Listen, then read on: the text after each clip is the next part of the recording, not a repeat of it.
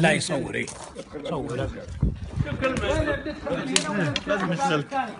هذا ابو ابراهيم والمويه تصب عنده، المويه تصب في قصر الحسين، الله يغفر لهم ويرحمهم. هذا ابو زيد، امين.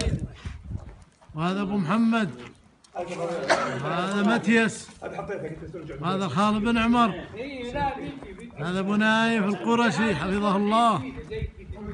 هذا قصر الحسين في العودة، ما شاء الله ما شاء الله تبارك الله، الله يغفر لحيهم وميتهم إن شاء الله. مر العودة،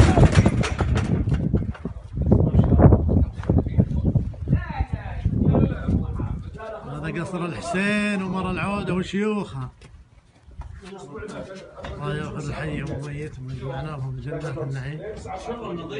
مرة شغل الله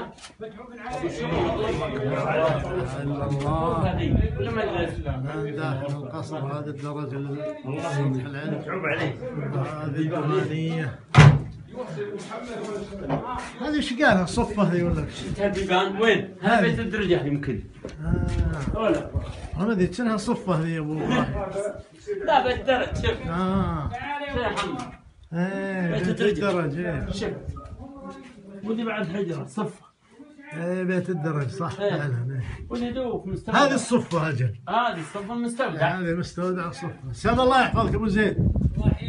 هذا جزء من المجلس، مجلس ثاني. شوف ايش عندهم؟ والله ما شاء الله. هذا جزء من المجلس، مو بالمجلس الرئيسي، ما شاء الله. هذا مجلس أرضي. والله حلو ده. هذا من هو بيته من الحسين؟ لا بيت الحسين. كيف؟ ضيافة الحسين. ضيافة الحسين. ضيافة. ما شاء الله. الله يجزاهم خير. ما شاء الله.